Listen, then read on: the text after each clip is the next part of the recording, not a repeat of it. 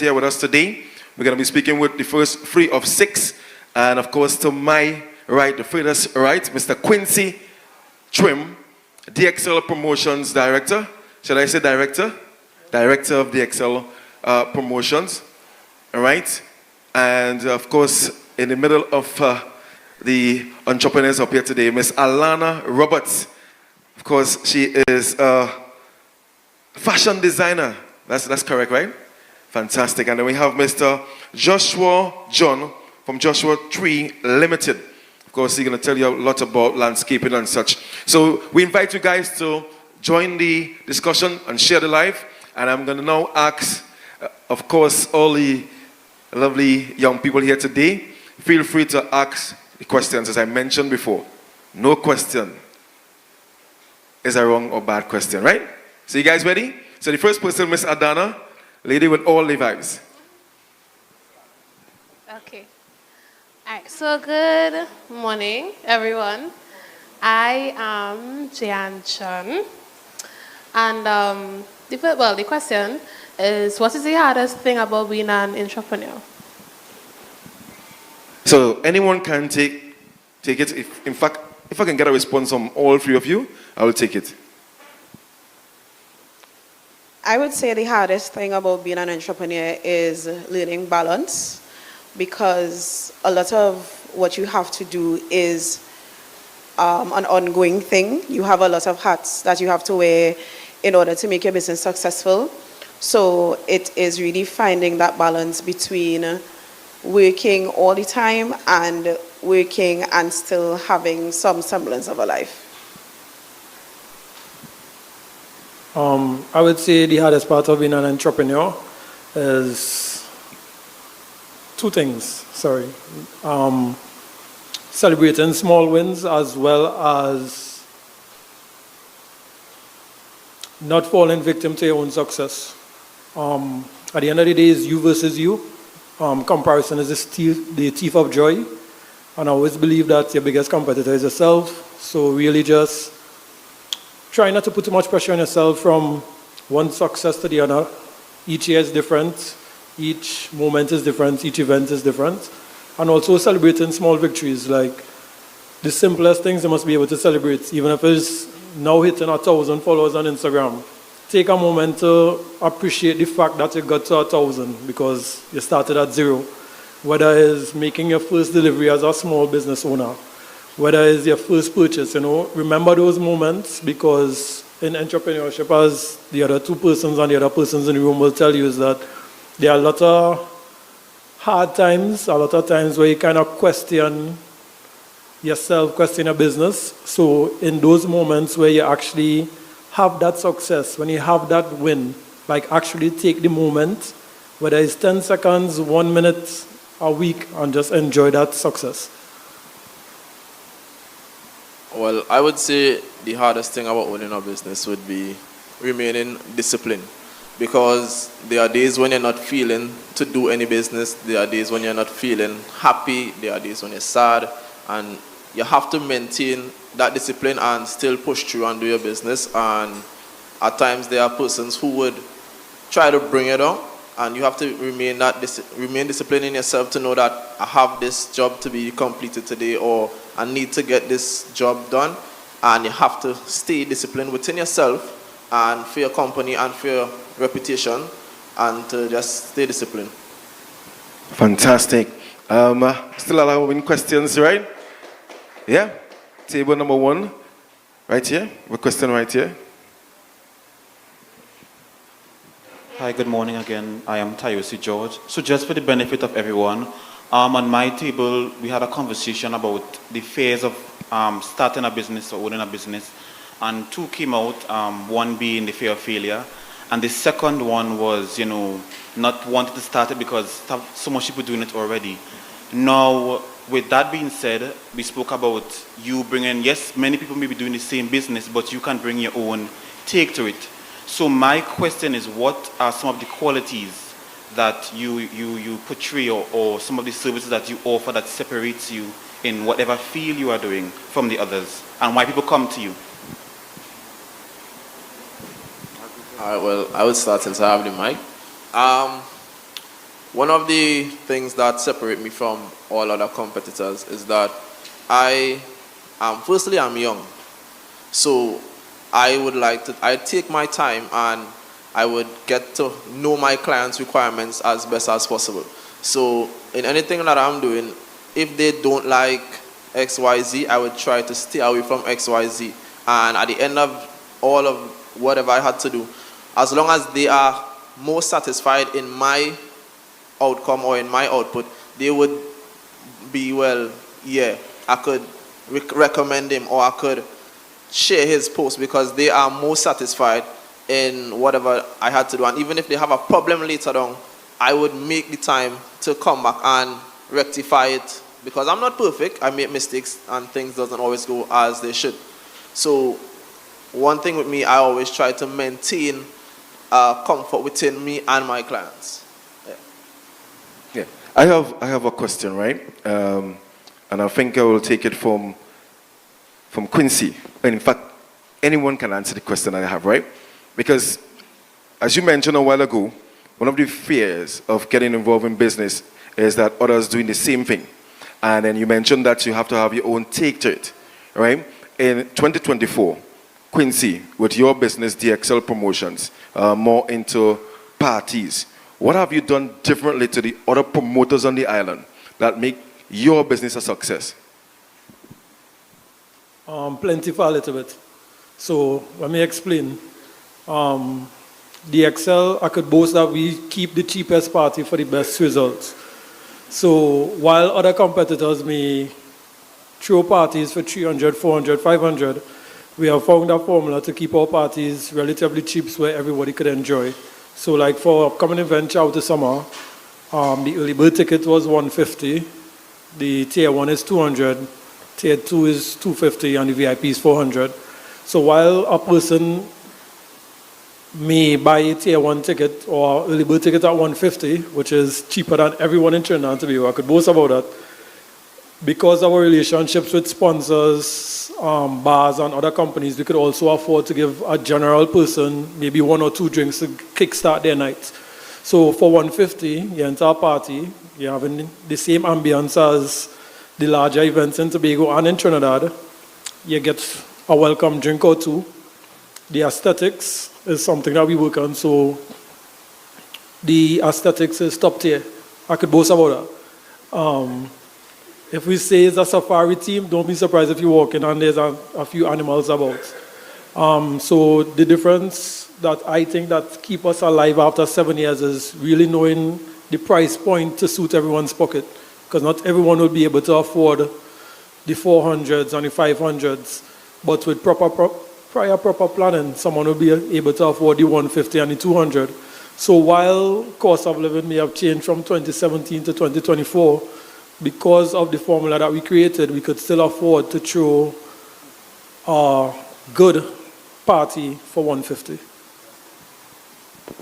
Fantastic. Any questions coming from the floor? You all want lunch now? Lunch? A lunch? I have another question. I want to get to our fashion designer right here. Now, Alana, in Tobago, right? And I say in Tobago, I'm not sure what happens in Trinidad or anywhere else. If I want some form of clothing, I just go in a store and buy clothes. Put on a tummy, figure out some kind of pants. But you are a fashion designer, you so close to people, right? And you are very successful at it. How have you, let me see, boy, got your clients to come to you instead of just going to a store and just buy something? But you design clothing for people, and of course, as I said before, you're very successful at it. What have you done as an entrepreneur to make your business the success it is today? I think one of the most important things is ensuring that your clients have the proper fit. Yes, you can buy clothes. Yes, buying clothes may be cheaper, but when you put it on, is it made to fit your body? Is it made to fit your body type? Is the materials comfortable? So a lot of these things are things that, we take into consideration when we are sewing and offering clothes for people, because Tobago women have shape, right? The standard piece of clothing that you get online isn't generally isn't suited for our body types. So 9 out of 10 times when you buy something online, you still have to go and get it altered in order to fit your body type, right? So with me offering the service of doing customized garments, you are able to get that perfect fit, the perfect look, and you are able to, add something different. So you might buy something in the store, but you might just buy just because, as opposed to getting something that you really want. And that is one of the benefits of, going to someone like me who offers design, where you can add or take away certain elements that would make you, even love your outfit more and just feel more comfortable generally. And in terms of you being a fashion designer, has this been your first business, or you would have had other businesses before, and this one would have been the one that would have taken you to success? This was it. This was the first one. Yeah. Wow. And in terms of you, Mr. John, this is your first business? First business. So for you, this is I asked Alana, what has been your key to success with the business that businesses, right? Because you told me you are doing others. So let's outline for me the businesses that you have. Okay, so currently the businesses that I have is landscaping, woodworking, painting, whether general or artistic, and t-shirt design and printing. Round of applause here. The man is up. The man is on all around there. All right? And some of those that you would have mentioned may not be as attractive to some persons who may want to get into promotions and being a seamstress. I mean, what have made you chosen the parts of business for what you have? Well, firstly, I started off with the landscaping, right? And I used the landscaping to fund every other business that came along. And what made me stand out is that while I was doing each business, I was getting the recognition from other persons around, and they would see and they would appreciate what the younger generation is doing, and they would always support, because I carry about myself in a more respectable manner, a more friendly manner towards my clients and towards the community of Trinidad and Tobago. So I have more of an appealing sense, and then I will execute whatever I have to do to the best of my ability. So I would always have recommendations and this kind of stuff. Yeah. You have members of staff as well? Yes, I do. So how many persons you have employed with you? 2 at the moment. 2 at the moment. And what about you, Alana? Me and me alone. And Quincy, tell me about your team. Currently, we have 11 members, not committee members, but 11 board of directors, because DXL is not a promotional team, but rather a company. We have 11 board members with 11 equal says, and the only way we get money is for everybody to vote on it, and lovely Talisha to sign it off. Fantastic. So in terms of having a successful business, it doesn't matter if you have a team or you have a board of directors? No. To me, what most important, what they call them, team, committee members, board of directors, friends, family. There's no I in team. There's a me, like Kobe said, but there's no I in team. I think from my perspective or from my business, everyone has their position or what they have to do. I don't think that I would be up here without the other 10 persons who were behind me from day one. We have not switched anyone out from the original team in 2017. We only added 2 persons. And out of those 2 persons, one was actually part of the original DXL clothing. They just went off to school and came back. That's the second accountant and our brand execution specialist. But to me, team is very important. What do you call them? Co-workers, workers, friends, family. The persons behind you will really propel you and help you to get to where your business is. Because to me, without my fellow directors as well as my parents, because the original party was in my backyard, and for my mom and dad to give me the permission and to support me in transforming our backyard into a party space with 600 strangers alone was enough support for me to really get to where I'm going today. Yeah, and I can say I was a foundation, I was there at that first party by the backyard day, as I was talking about, but I mean, I'm now older, and the crowd these days, I can't keep up at all. If a name end with an A and all them things, so I can't keep up with them people at all. Right, have a question? Have a question? Right, nice, nice. Come in with the mic down there.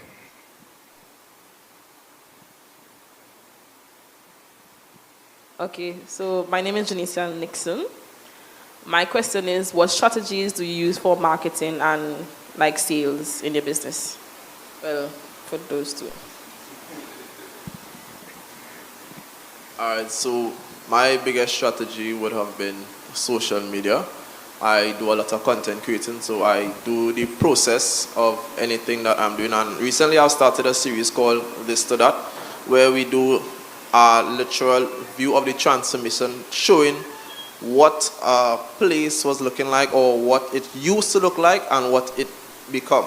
So that is something that I really and truly am passionate about, transforming something, because one man garbage and next man treasure. And it's not all the time that you have to start from a beginning. Sometimes you just have to change the way it looks, and then everything could probably start going better from there. So that's one thing that I just do when it comes to marketing. I just post on all social medias and ask for like shares. I hardly spend money on Facebook marketing to say, well, I'm spending on views for somebody to come and watch it. I have a great supporting in the people of Tobago who always share my videos, my pictures, anything. So I would like to say thanks to them, and I appreciate them for that. And where can we find you on social media? Joshua Tree Limited, Instagram, Facebook.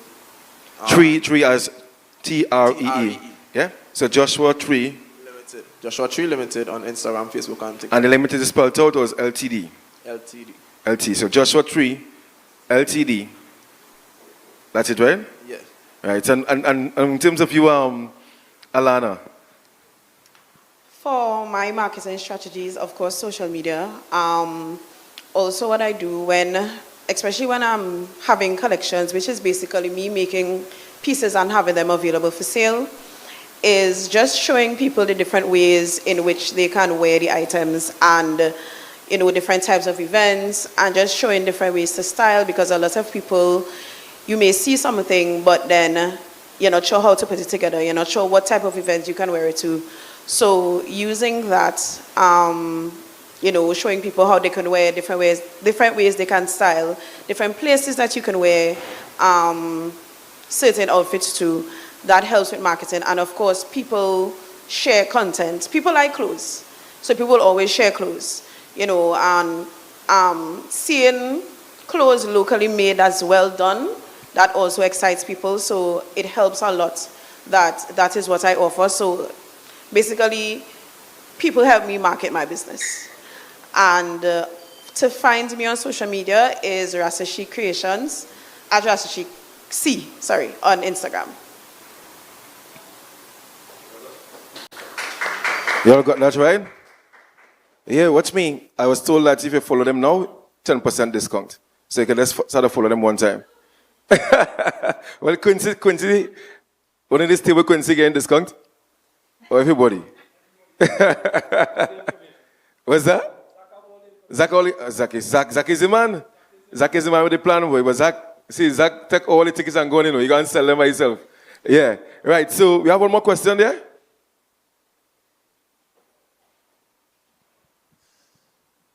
Hey, good day. My name is Sasha James, and this is a question for anybody really. How do you as an entrepreneur handle failure, or rather setbacks, in this field? Yeah, Quincy? As I told my table, the Excel promotion was not my first business.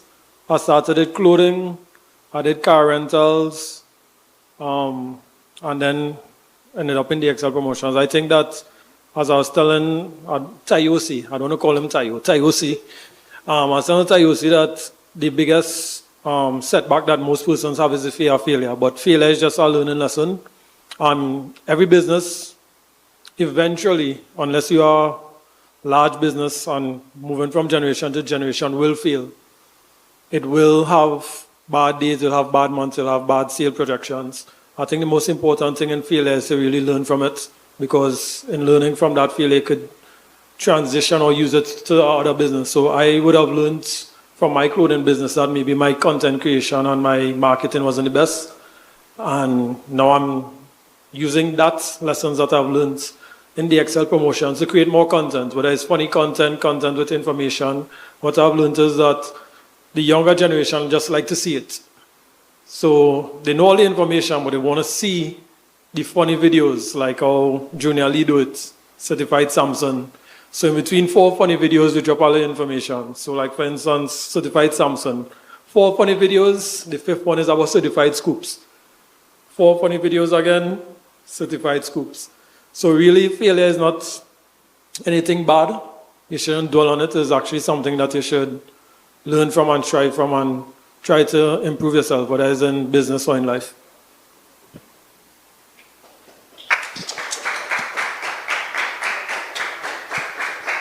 All right, so what I'm going to do now, because we want to get to hear from Tony and from a nice lady right there talking about work attire. So any departing word of advice from you guys? Well, yeah, from me, just to add to his question, I don't believe in failure, right?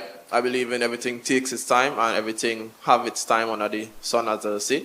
So even though it's not working for you right now, at some point in time in life, it would work for you. So if you stay consistent in doing it, at some point in time, you would reap the rewards of it. So in anything that you're doing, even if you make a mistake or you fail, don't see it as a failure or a setback. See it as a way that you will learn not to do something the next time, or you will learn how to do it better the next time. So don't see yourself as a failure, or don't see your business as failure.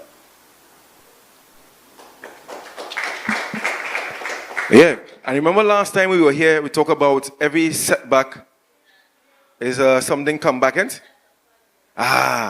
Every setback is a setup for a great comeback. Fantastic. Alana? What I would say is stay dedicated. Entrepreneurship is a difficult journey, but it does have a lot of rewards. You learn a lot, not just about business, but about yourself. And if it is that it's a journey that you want to embark upon, just give yourself grace, right? Going through the process. Remember, this is something that you haven't done before, and you are learning as you go. And with every mistake or every thought of failure, you have a greater lesson that will come out of it. Indeed. And Mr. Trim? What I'll tell everyone is Rome wasn't built in a day. Great things take time.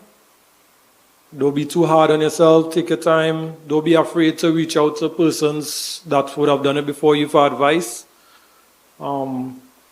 That's it. Just really find a mentor. Find somebody who could pick up your phone and talk to about anything, especially when it comes to life or business. And, always remember to take breaks in between. You cannot perform optimally if you're always tired, mentally and physically.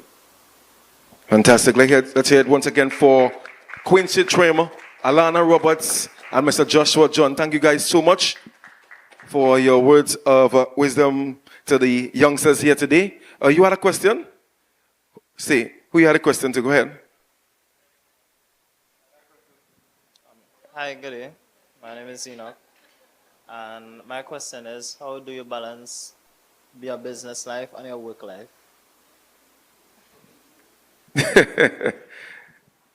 Good question. It's a work in progress. No, but honestly, it is difficult. Like anybody who has a business and then in Quincy's case also has a job, it is very difficult to balance both. So I think it's just a matter of just knowing what you have to get done on a day-to-day basis and making a list of it and just trying to tackle that list. Focus on that day and not, every single thing that you need to get done for an entire period of time, because you can easily become overwhelmed. So try to take it day by day and just focus on that. For me, I would say prioritize the people and the things that's in life that you want to do. Like even if you're taking time to have fun and them kind of stuff, prioritize a specific day or a specific time or an hour for that.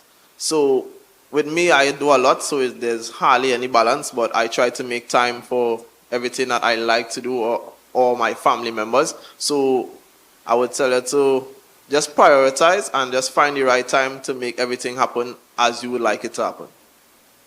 Fantastic. All right. So in the interest of time, I want to thank you guys. Thank you guys so much. Thank you so much. I see the mic right there. All right. So we have to. Right. So we're getting ready to invite our remaining entrepreneurs up, and I'm going to start with Miss Talisha Tony, and she's going to come and tell you all about herself and her business.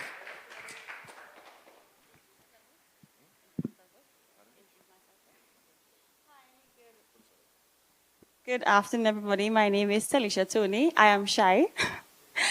I am the owner of a few businesses. I am the owner of Tony's Accounting and Financial Services, where I do everything business related. I register businesses for persons. I help them to open their bank account. I do accounting, procurement, OPI registration, the full works taxation also. I also own a kids clothing store, and I also sell hair. I have an 8 to 4 job as well. I am an accounting officer by profession. Fantastic, Talisha Tony. And let me also welcome to join me, Miss Thea Toppin.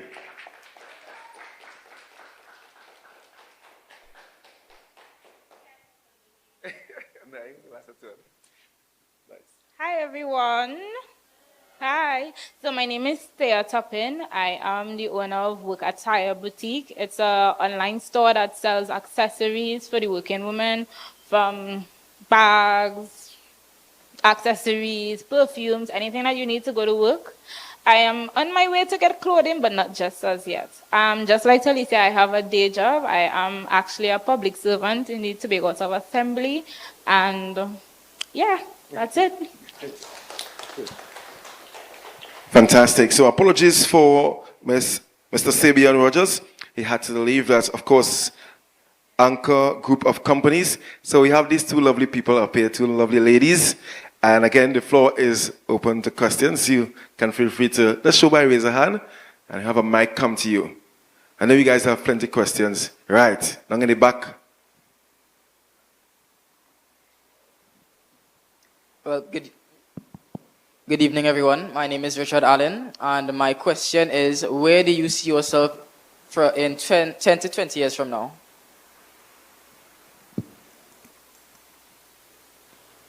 Just repeat the question for me, please.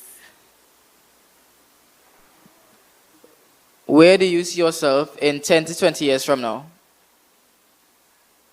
Okay, so I see myself being an actually certified accountant and actually working full-time. Hopefully I should retire within probably 10 years, because I'm still young, and also being married. Right. You're hearing me? Right. So for me, it's 20 years, you said, right? Right, I'll be old by that time. I really hope that I have long life, good health. I really hope that my business will still be flourishing. I don't want to say it might be open because life happens, things changes, you evolve, you never know. But I hope that the business still is going, and I hope that I will be a teacher by then. So yeah. Right, I'm seeing another question at the back. Hi. How do you guys deal with criticism? There we go. Criticism. It's twofold for me, because I feel criticisms are very useful.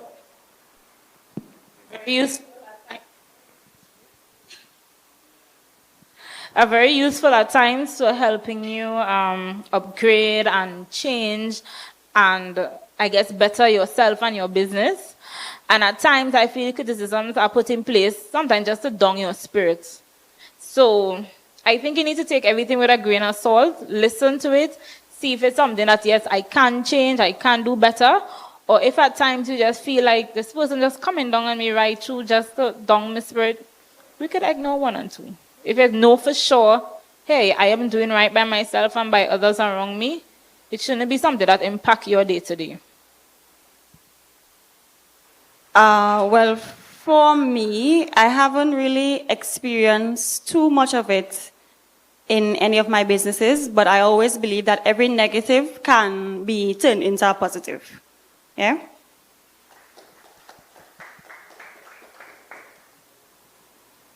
All right, yes, go ahead.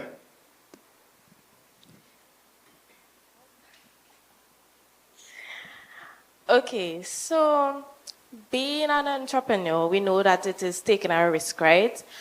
And with taking risks, failure is inevitable. So I just wanted to know, what are some key lessons that you have learned from your failure?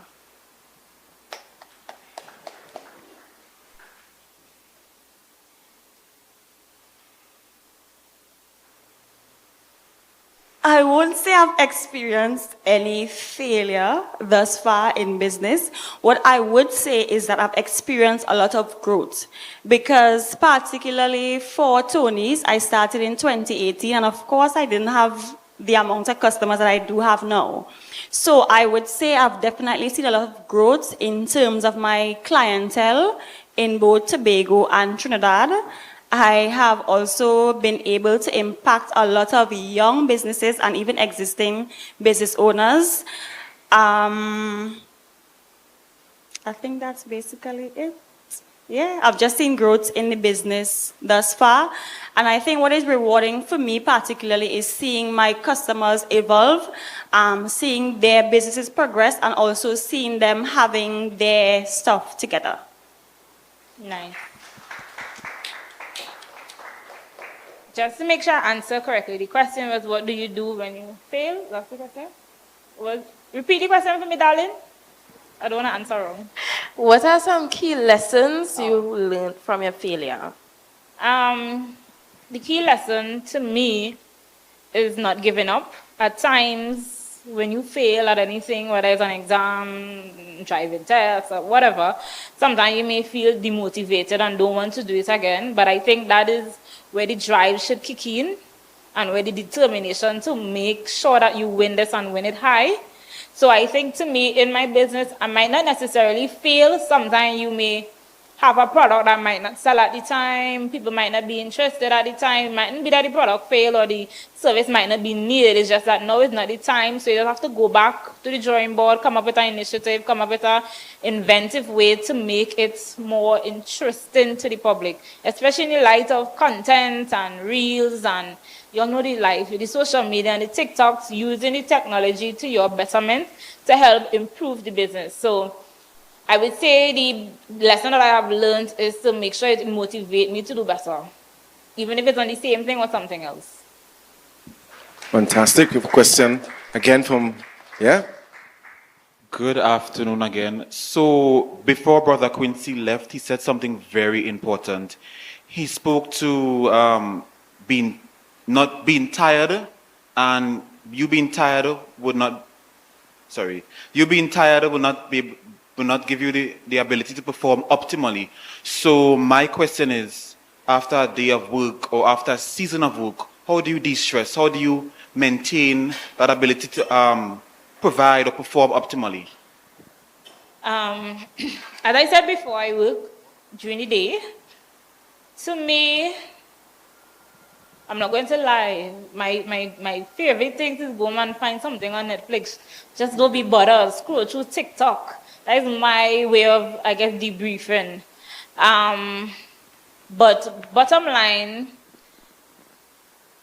what do I want to say? I think I just find my way of debriefing. That's the question. Yeah, how do we de-stress? So yeah, I just relax. I know some people go for drinks, fear weight, have a little cocktail, happy hour. I like that. You could indulge in that. But at the same time, you don't let the debriefing last for too long because you're back on the grind tomorrow again, we're back on the grind this evening. Or even while you're at the happy hour, you're still reposting because you want to keep your product and your service on people's mind and people's tongue, let them know that it's still happening, because especially in the light of social media these days, where everyone, as I think someone said, someone always having the same business idea as you have to remain current and active. So don't let the timeout or the stressing get too permanent, so that after a while, when it's time to jump back on the bandwagon, it might be a little bit harder. Fantastic. You know, I have a question.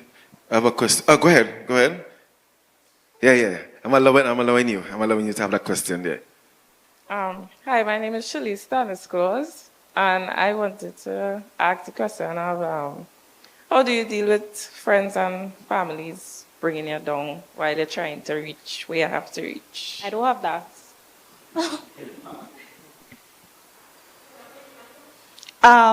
At the end of the day, persons may not, like you may have a goal and they may not support that goal, and that's okay. There are friends that are going to support you, there are family that are going to support you. But don't let it ever deter you from achieving that goal. Keep going, no matter who is there, whether they're at your left or your right. You keep going. Yeah? Right, so my question now? Okay, so to Tony, right? I'm not sure if anyone here interested in becoming like an accountant. Anybody here interested in doing accounts? Nobody? Okay. So you only want to know to keep money? It's not to spend. All right. So watch me. Tell me about the process to becoming, you're an accountant, right? Tell me about that process. Where it started for you and what's needed. Okay, so my love for accounting started when I was in third form, because I did purely business subjects, so I did POA and POB. I went to sixth form, I did business subjects as well. I did my degree in accounting. I am currently seeking to be certified, so I have to do ACCA. Once I'm done with that, I will fully establish my firm. Oh, fantastic. So would you say if I'm an accountant, I can still own another business? Is it so? The word for being an accountant, how challenging is it for you? Is it a lot of work to do because you mentioned clients? I think for me it's not challenging because I love what I do. Mm-hmm. I love serving people. I love seeing my clients happy. Most of my clients, I would do bank accounts to them. Once they message me and say like, "Hey, Miss Tony," or "Hey, Tony, I got you with my account," that really floats my boat, if I can say that. But it is good for me. It's easy for me because I love what I do, but I also still have other businesses that I have as well. Fantastic. And to you, Thea, why work attire? I mean, is it profitable for you, or you just decided that, hey, people in Tobago don't just appropriately to go work at all, so I'm going to start a business to show them how to dress to go to work?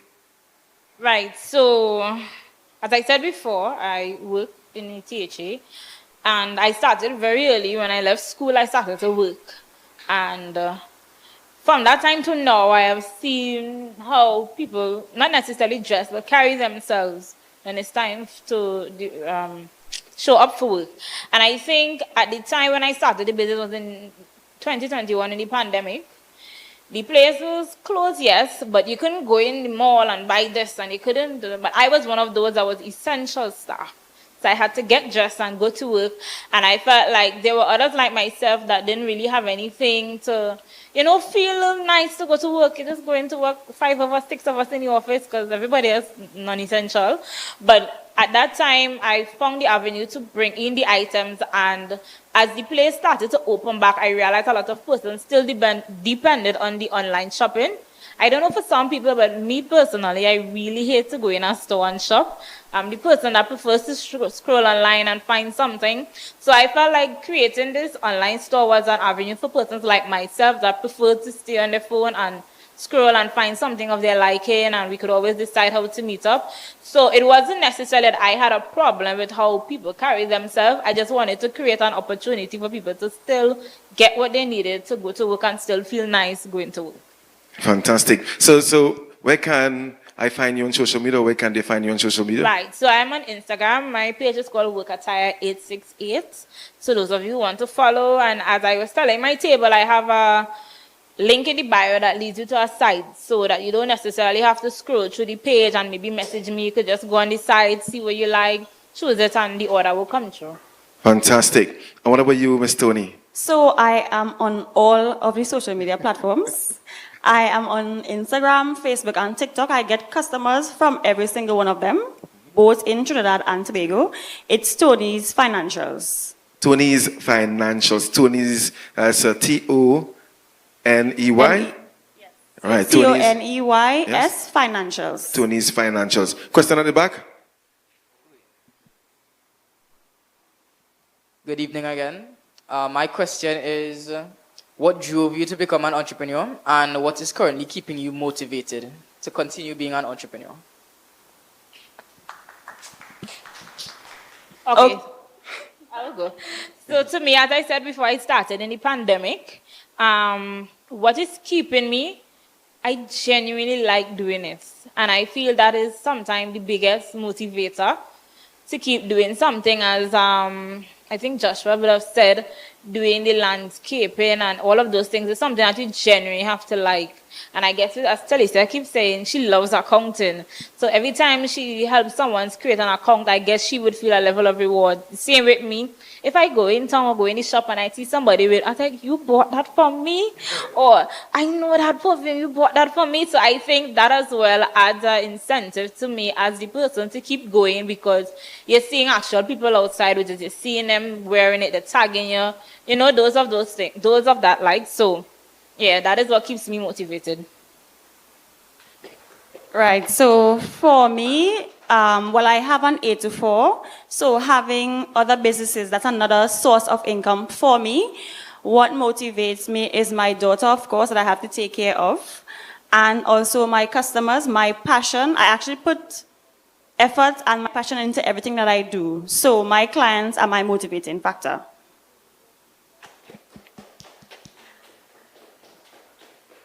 Fantastic. Any other questions from the floor? Seeing that conversation happening there. So outside of the careers that you guys want to follow, anybody here encouraged now to be an entrepreneur? That's what I'm talking about. That's what I'm talking about. So you're gonna open your own music studio? A radio station? That's what I'm talking about. And what about you? You're not too sure as yet? And what about family members? You will have family members that are entrepreneurs as well? Exactly. You know, it's always good to have different streams of income. Because, I mean, when you work for the THA, it's the same salary across the board. Everybody getting it. I can tell you how much they're making. And they can tell you how much I'm making. You understand? But if I'm an entrepreneur, you can't count my money.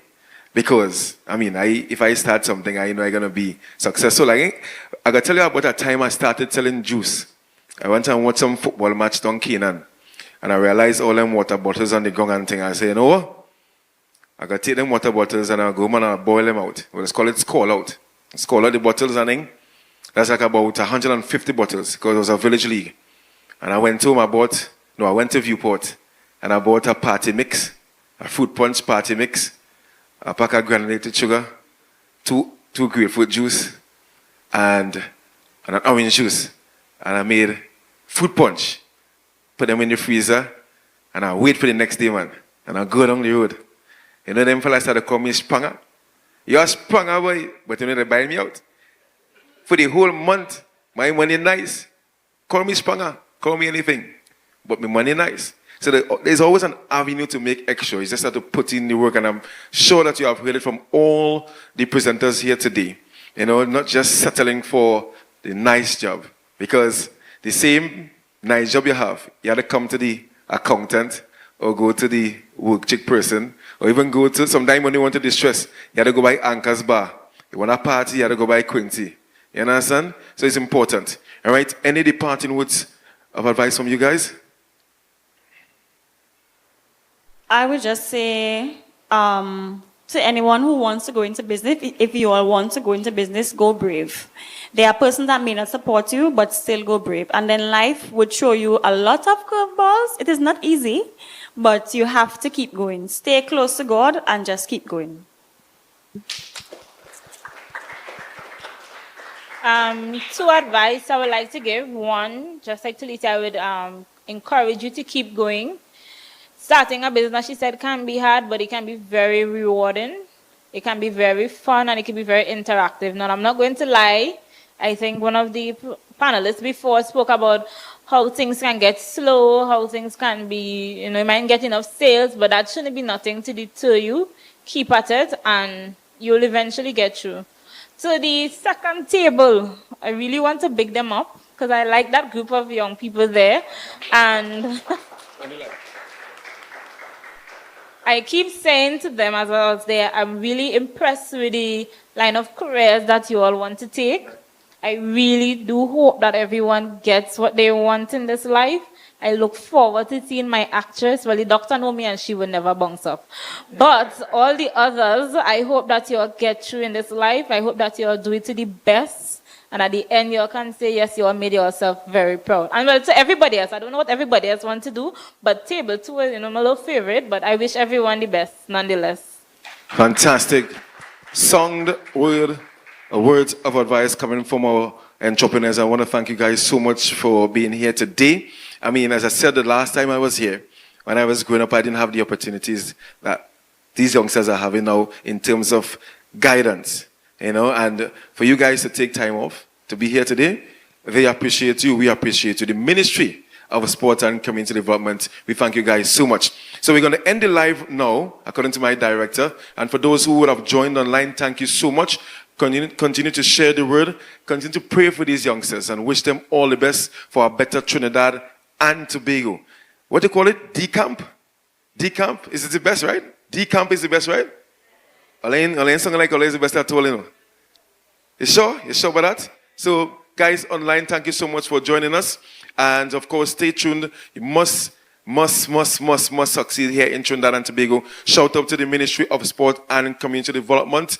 And of course, to these youngsters, all the persons working behind the scenes to ensure that we have better young people in Trinidad and Tobago. Thank you guys so much. So we're going to end the live, do some DJ music. Then we're going to come back with Miss Afia giving a vote of thanks. And we're still awaiting the arrival of the minister because she really wants to be here to have a conversation with you guys. Because all those who would have been at our workplace this week, should I raise a hand?